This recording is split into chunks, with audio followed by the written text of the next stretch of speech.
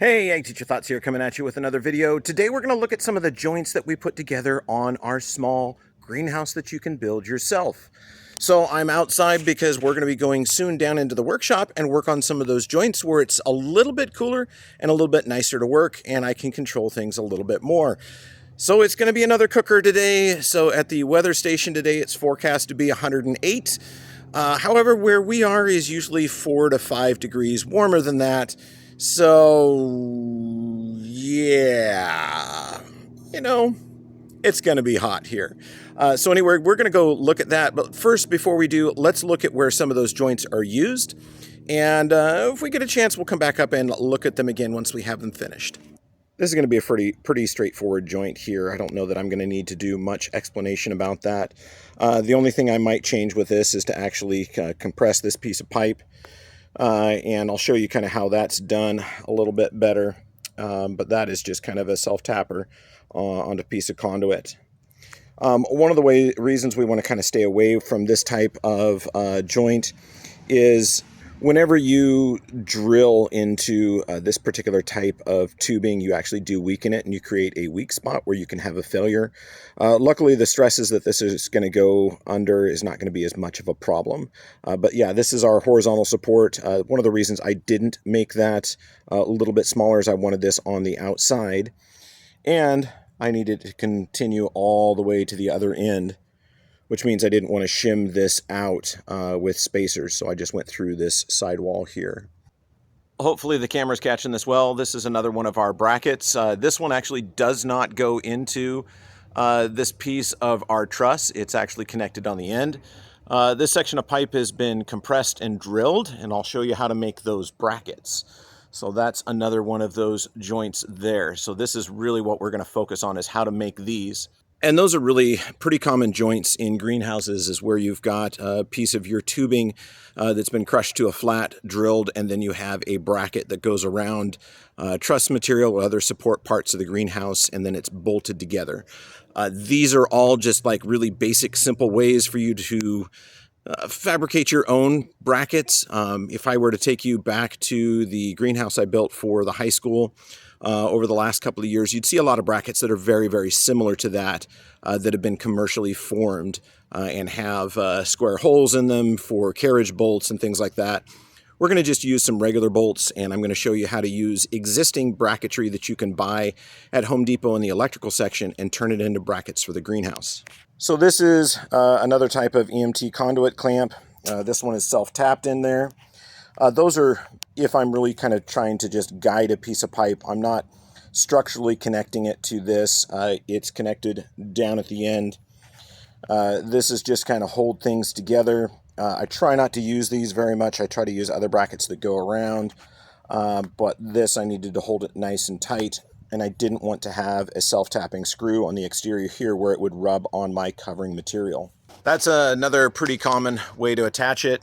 This one is going over my truss, and then it's on my longitudinal supports here. This is material here to simply help support the plastic in the wintertime and make sure we don't get any saggy spots where water or snow can build up. But this is using EMT conduit brackets just to make a connection there. You can drill those and secure them, but at this point it's not necessary. So let's go down to the workshop and I'll show you how to put some of these together, because there are modifications that you do need to do to these particular connections, these fasteners, and to the conduit itself to make sure that this process goes right and it works for you. So let's head down to the workshop and I'll catch you down there. Okay, so we're down in the workshop today and I've got some of the tooling laid out that we're going to be using. The main thing that we're going to be using are these 1/2-inch conduit 2-hole straps. So there is one of those straps. You can see that they do have a space for the conduit on them, and they have these 2 flanges that have holes drilled in them. Unfortunately, we do have to enlarge these. We want these 1/4 inch in diameter to fit quarter by 20 bolts. But this is the main piece that we're going to be working with today, is these brackets. They do come in 2 different types. So this is another single flange conduit holder. These are a little bit thicker metal. I probably would stick with the thin stuff because it's much easier for you to form and manipulate than it is the thicker bracket. But that one where I showed you is just going along the side and it's just simply holding the conduit in place. It's not going to have a lot of force on it. This is going to be fine for those. But this is going to be our main workhorse today. As far as tools today, we are going to use a cordless drill. With these, I do appreciate having one that has multiple speeds. You can use one with an adjustable clutch, but we're not going to be using the clutch today. We're going to simply be drilling. And then as far as cutting tools that we're going to use today, we're going to use a couple of these, and it's very important that you understand kind of the purpose and use for these different types of drills. So all three of these are drills. This is a spiral drill, just a regular spiral drill. This is what most people commonly have in their home and in their tool collection. This one did have a hex drive. It spun out the other day, so it's not on there. So don't pay attention to that. Just to kind of see that spiral drill like that. Okay. This is going to be very limited in our usage. This we may be using on some of the crushed EMT conduit. We can drill with that. But for the most part, if we're drilling on these brackets where it's a thin sheet metal, we actually want to use one of these drills, and these are called step drills. So with that, there are cutting surfaces at each point on this ladder that you see here, and they're designed to drill through very thin material, like sheet metal. With these, it tends not to bind as much as if you were using a spiral, a regular spiral drill like this. If you use a spiral drill, you're probably going to have this happen. So I did this one as a demonstration. The spiral drills will catch and bind, and then it tends to rip, tear, and basically destroy a bracket. And what you've really got is a knife that's spinning around on the end of your drill, which is not safe to be around. So let's not use these spiral drills when we're doing this process. We want to be using these step drills. And you'll want to measure these so you can figure out where 1/4 inch is. I know that this is, well, it's no longer on there, but I'll measure it out. I've got it figured out where the 1/4 inch is. I think I've been using this one. I think I have to go through 2 steps, and then I reach the 1/4 inch on this one to drill my holes in our brackets. So I'll show you how to set those up. The other thing I generally have is a large selection of bolts. These are all 1/4 by 20. I have my plated steel down here, and then I've got my stainless up here. This was from another project. We won't be using those. That's just going to cause more corrosion, so we're going to stick to our plated steel here. We are going to use lock washers and just regular washers. I've got those up here. Our 1/4 by 20 nuts, and then our 1/4 by 20 bolts. So we do have a selection of those just depending on what part we're putting together on the greenhouse. We'll be relying on these. If you have a local farm store around, a lot of times they sell bolts in bulk by the pound. That is by far the cheapest way to purchase bolts from a store, is by the pound. If you're paying by the piece, if I went to Home Depot, this might be, 63 cents, or I could buy the whole thing, a pound of them, for $2.79, which is going to be money ahead. So I buy my bolts in bulk, and then I stock up with this. If I know how many I'm going to need, I'll go through and just do an estimate, grab at the farm store, but then I separate them out when I get home. For some of our connections, we are going to be using a self-tapping screw. These are 1/4 inch drive self-tappers. What are they? They're number 8 by 3/4 of an inch. And these are going to hold any of my connections where I just don't want the bracket to slip. It's not necessarily that bracket is going to be holding lateral weight. This is just to keep something in place. So we will be using some of those.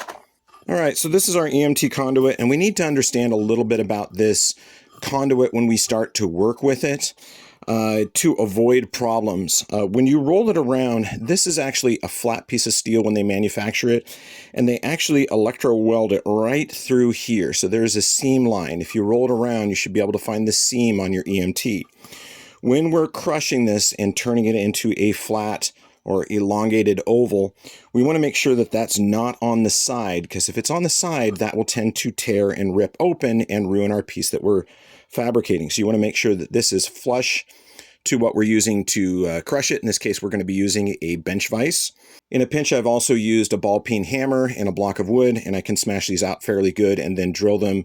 But I generally like to use something that's a little bit more repeatable and then gives me a good even crush on that. So watch out for the seams. Don't put those to the side. Put them either in the front or the back and then work with it that way. Okay, so the first thing we need to do is go ahead and prepare some of our conduit so that it's ready to turn into our ends to crush that.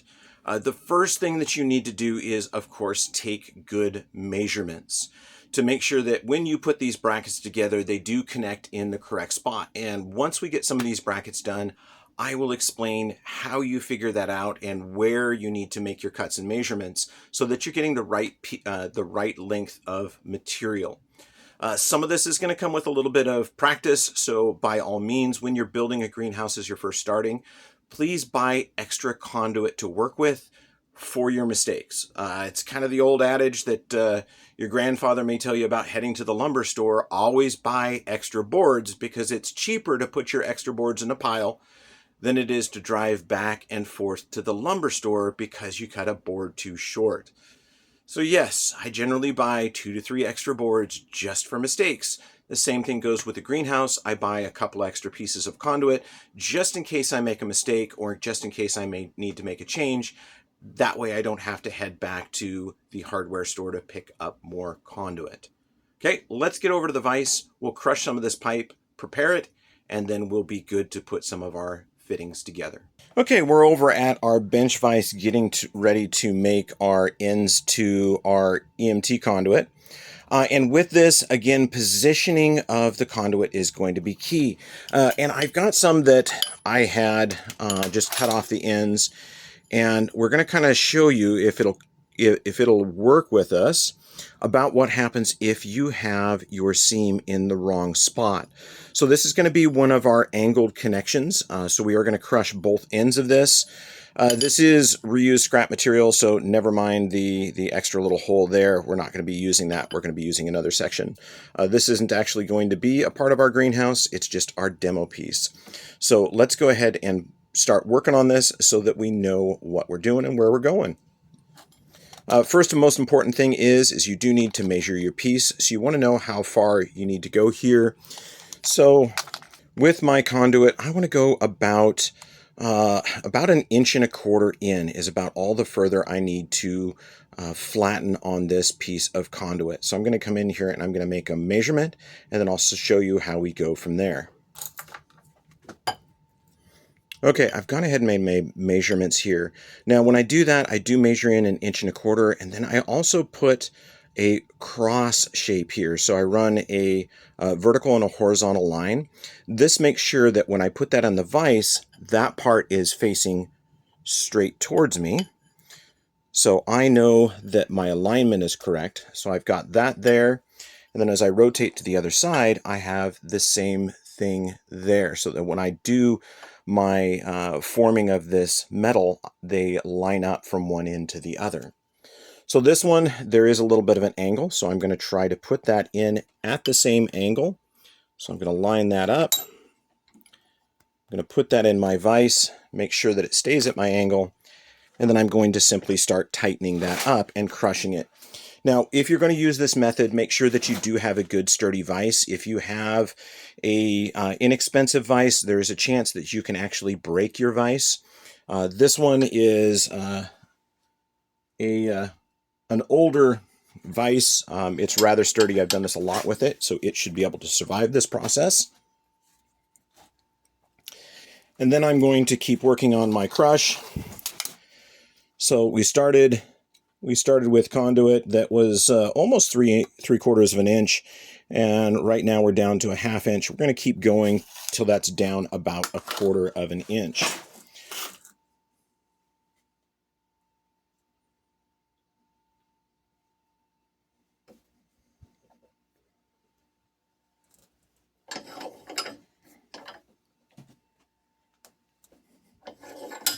Going to go a little bit further. Okay, about there. Then grab your pipe as you undo it. There is my flange. The next thing I'm going to need to do is we're going to go ahead and flatten this a little bit more down here. This is what I was talking about when your seam is in the wrong location. You can kind of see my fingernails catching on this. If it's right to the side, it'll split that open. These are a test piece. It doesn't matter as much on this, but I wanted to make sure that you had an opportunity to see why you needed to line those up in the correct location. Okay, so that is one of our ends. We'll go ahead and do that with all of them. So it's simply putting them in the vise and crushing it. I'll show you the hammer method a little later on. It's a little bit louder and a lot less accurate, but it does work in a pinch. So let's go ahead and put our other piece in.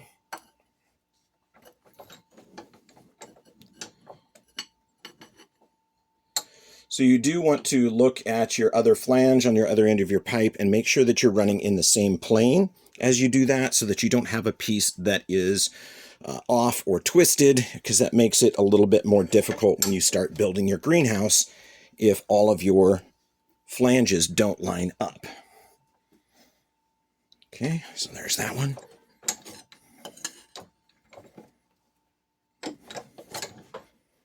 And again, you can see that splitting here, which is something that's less than desirable, but that is just what happens when we're working with our waste material. Okay, I'm going to go ahead and set up our next piece because we're going to be putting these together. Okay, so the method I was going to show you, if you don't have a bench vise, you can use the hammer method. Now, when you do this, make sure that you select a hammer that is appropriate for the task that you're doing that. So this is a sledge. That's a real good, quick, easy way to do that. Unfortunately, the striking face of this is really large, which can be difficult to work with if you don't do a lot of that. The other thing to note is please use a ball peen hammer if you're going to strike metal. This hammer is designed for striking metal. If you have a claw hammer, the kind with the little claw for doing nails on the back side, that's not the correct hammer. You need to get yourself a ball peen hammer. These are specifically for metalworking. So when I do this, one of the things I need to do is I need to go through and check my conduit. I need to find that welded seam. You can look in the inside, or if you've learned to recognize it on the outside, you can do that. We want to place that basically straight up and down. You can place this on a block of wood. If you're wearing headphones, headphone warning. So notice I'm striking near the edge of the wood, which is allowing this to form on both sides. I've moved that in my approximate measurement. I will flip it over midway through.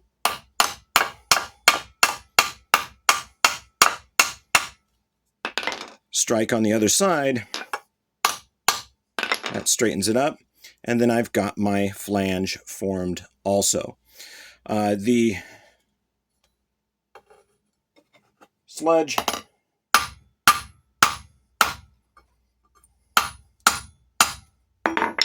a lot quicker, a lot less effort, but not everybody has one of those tools available. Okay, those are the two methods that you can use. Notice that since we put our seam in a different location, we don't have any splitting out. This is simply the coating that's come off. That can be covered up with a little bit of paint, but we didn't have any splitting here. So the seam was able to stretch, but it wasn't torn. So that's why we want to make sure we orient that correctly. The next thing we need to do is we actually need to form our brackets, because this is going to tell us where we drill on our pieces of tubing, on our parts. So as always, I love to make jigs and guides because they make working in the shop so much easier. So we're going to make a little bit of a safety jig to drill these. You can put them in a bench vise, but they tend to twist in the bench vise. So I'm going to show you a jig that I've used before. But again, be very careful when you're doing this because I don't want you to get hurt if you're kind of new to working in the shop and modifying existing bracketry. Okay, so we're going to make a really quick jig for putting these together. So we're going to need some deck screws that are long enough to go through one 2x4 and at least halfway into the next. These are some offcuts from when we were building out of the greenhouse, so they work perfect. This is a piece of 2x6. It's about 18 inches long or so. These are about 9 or 10 inches long. So what we're going to do is we're going to arrange these so that we have a piece of EMT conduit in the center, and we're going to start putting this together by using this as our spacing. And then we'll balance a piece of conduit in here. It may be relatively beneficial to use some of your spare brackets, and we can put them together like this, and this will hold our conduit in the right location and help us keep it from spinning. So we're going to put that about like that. And we're going to start putting this together. I'm using my impact driver. You can use a cordless drill. It might just take a little bit more effort to do that. And I'm going to tack this together first at the right spacing, and then I'll come in and make the boards permanent. So I'm going to put 4 screws on these brackets. I always like to set them first before I drive them all the way home.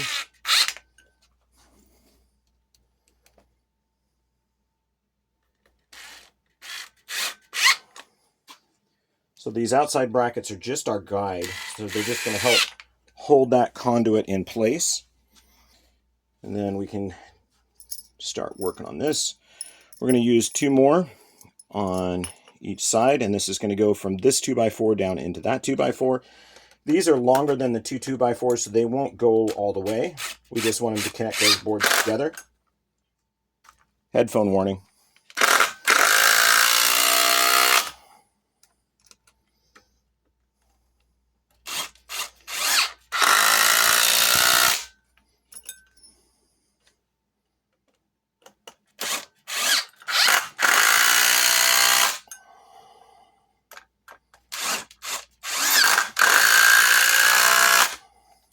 Okay, got those secure. We'll drive these home.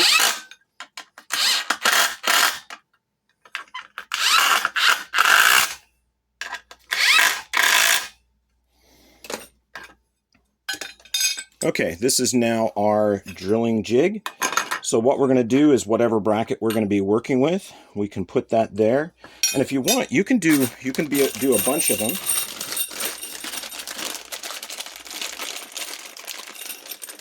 You can do a bunch of them at once, so we can put a bunch of these in here, because we can go right through and pop them all at once.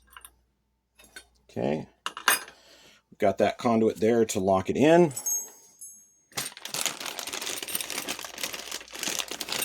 If I remember right, we're going to go 2 steps. So we're going to go here, 1, 2, and that should be our 1/4 inch. Yeah, you can see it very, very faintly. It's written in there right off the tip of my thumbnail. Really, really hard to see, but trust me, it's there. We're going to take our drill, I'm going to chuck that up. And then I'm going to make sure that I'm running at a 1. I don't want it to get all carried away. I can help push down on this piece so that it doesn't spin. They're going to be locked in by this conduit.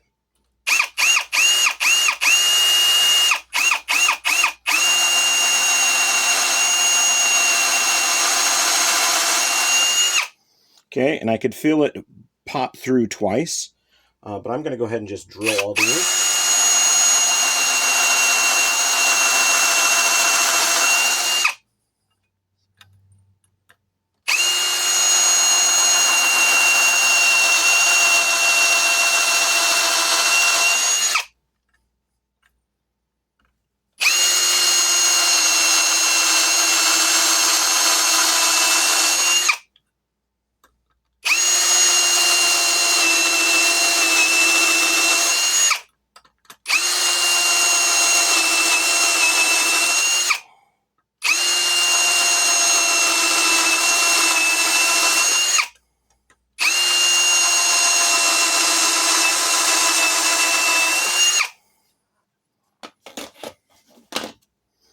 Okay, to remove them, I simply lift my conduit.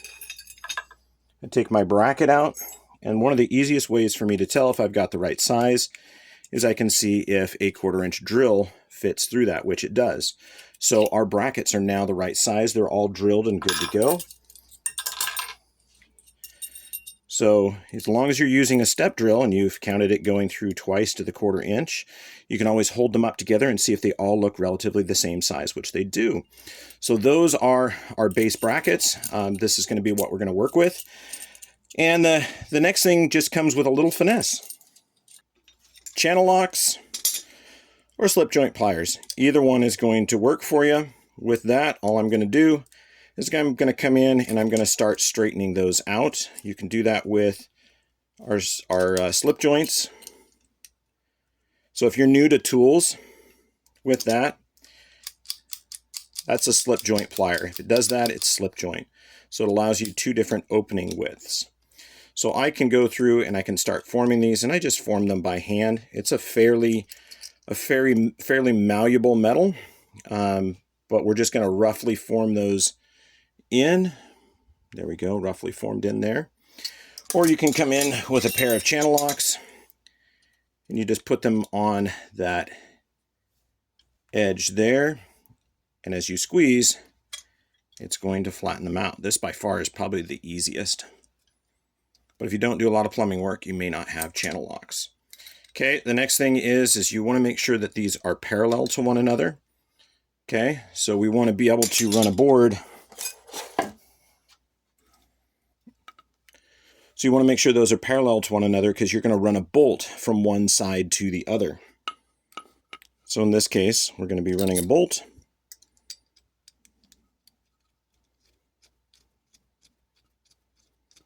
One side to the other, and we need to make sure that they line up.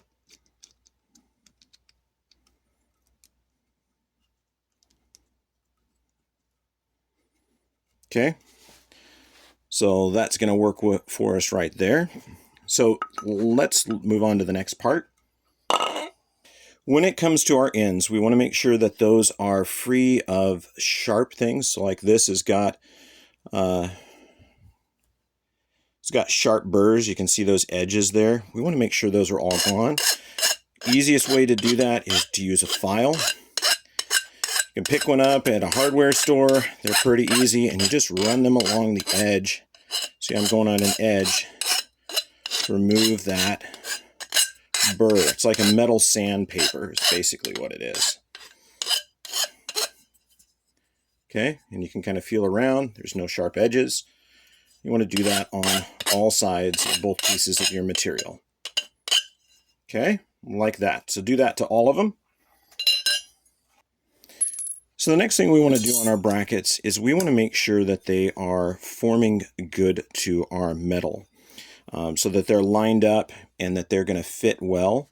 Because we are going to have to take some measurements and figure out where this hole lines up on our material.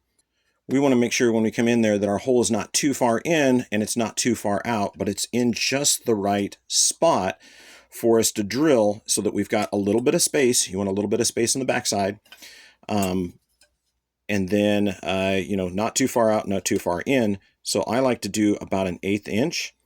So what I'm going to do is I'm going to hold this here and I'm going to make a mark. So I want to be right about there. Okay, that's about where I want to be. So I can test that out. Yep, that's going to fit just fine. The next thing you want to do is you'll want to use a hardened tool that's going to make a dimple in there. A center punch is something that you would use. So you'll make a hole in there so your drill doesn't slide around. You want to make sure that it lines up right in the center. So let me work on that.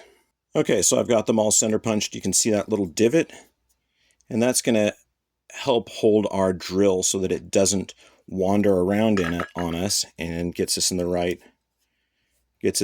spot. This is where I'm going to use the spiral shaft drill.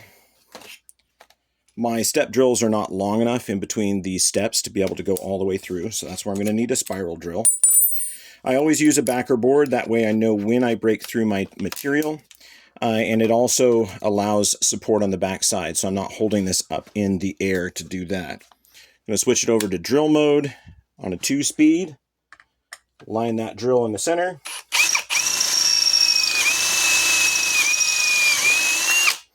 I'll feel it break through both sides of material. Then I can do that the same for all of them.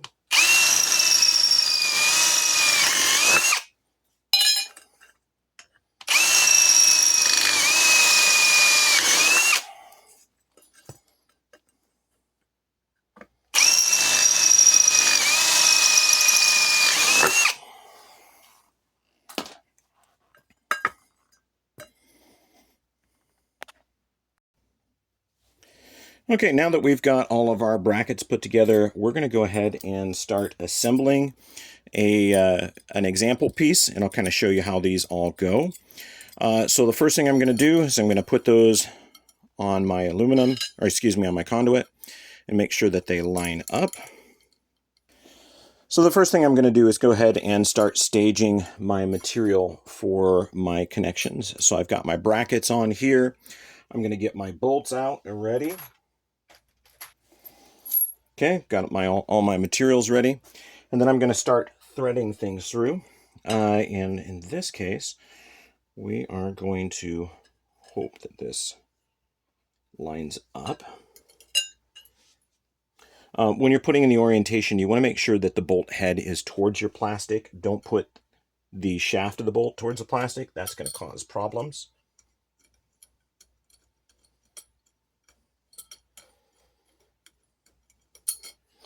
Okay, so you're going to thread those on, and then you're going to thread that through your piece that you connected.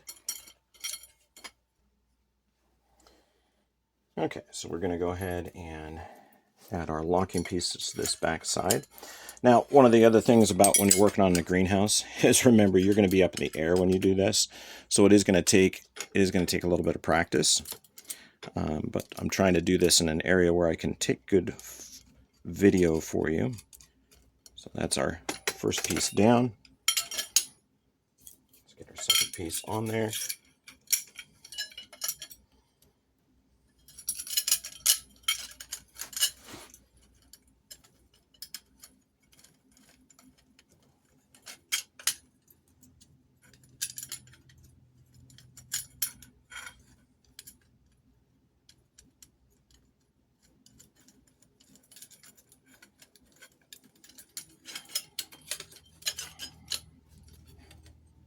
Okay, we're going to do our joining piece over here. And, you know, this could be where I'm running through another piece of conduit over here and just making a triangular support. But we're going to just bolt this one together.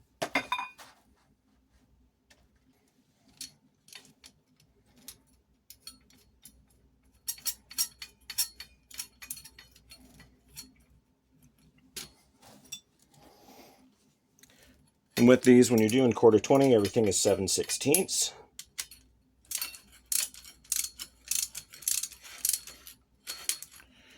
Okay, there's that. I'm putting my box end wrench on the bottom, my speed wrench on the top, and I'm going to tighten those together until my new brackets start gripping really strong.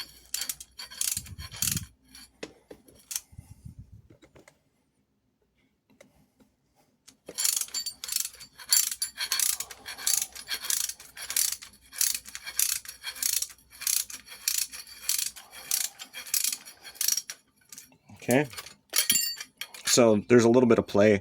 I can keep going on that. It's just an interest of time. I'm going to skip that part.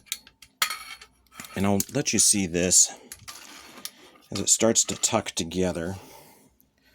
So it's going to pull this together, and we'll just see how far we can go on this one. Let's see if I can get good light on it. Speed wrenches are really handy. I do not recommend using a drill. I think you should be able to feel how things are going on that. You're going to get that to come together. I'm also using, I think these are grade 5 bolts, but enough to give strength, but not so much that they're a hardened material. I think that's about as far as I can go without flipping my wrenches around. So there's a little bit of play on this side. We can tighten that up a little bit more. I think I'll switch sides on this one.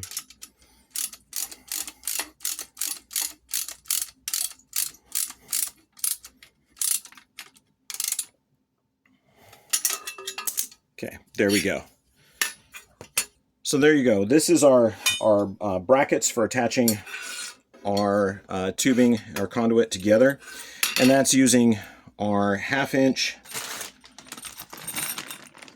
2-hole strap, drilling them out to 1/4 inch, and then straightening them out so that they work on our end of our conduit. So that's pretty straightforward there. If we were going to come in and attach another piece, that is fairly straightforward. So we'll go ahead and do that too. So if we're going to use our brackets as is, that's going to be a little bit easier. One of the things I do like to do is your conduit slides about a little bit when you do that. I do like to take them and stretch them out just a little bit. So I stretch them just a little bit so that they come down in their height before I put them on the conduit, and that gives it a little bit better grip. So what I'll do on these, it's pretty straightforward. Come in, you mark your holes, making sure you're marking the center of both of those. Then you'll use your center punch. So I've got those center punched. I'm going to come in with my self-tappers, my 1/4 inch drive socket self-tappers, line my bracket up.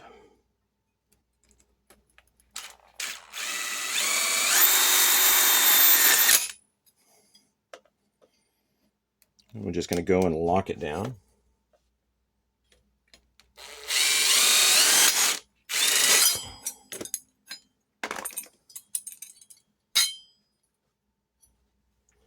Okay, so one more self-tapper.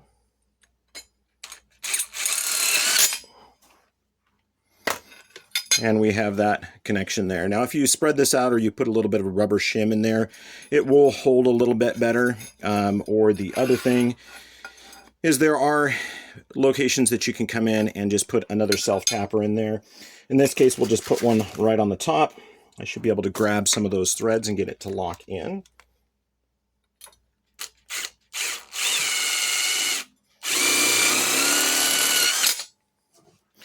And there we go. That's not moving. So there you go. There's a couple of ways to make brackets to hold your hobby greenhouse together. And again, these are just hobby versions of the commercial brackets that we use on real commercial style greenhouses. They slip around, they grip the same. It's just we're retrofitting something that exists to make a bracket that we need. So with these, just using all of that, you should be able to build yourself a greenhouse out of EMT conduit. And if you looked at my brackets and was trying to figure out what I was using, this is it. And if you can see, this is actually really fairly sturdy. So that's going to hold up to many different years and many different weather. It's going to hold up to many years of use in many different weather conditions. So I hope that explains a little bit about the process that we're doing here and kind of how I modified those and turn them into greenhouse brackets. And again, I'm going to put out plans for this because I think this is a great way for us to be able to give high school students an opportunity to build a greenhouse without having to do a full 30, 40, 50, 100 and $100,000 greenhouse structure. They can do something that's going to cost a few $100s. It's more than the 200 that I first initially estimated. I'll try to have a whole cost breakdown as we go. But yeah, that is how I do my bracketry for connecting my end pieces together, a lot of my supports there. So anyway, as always, I hope you learned something. I hope you enjoyed. Ag Teacher Thoughts out.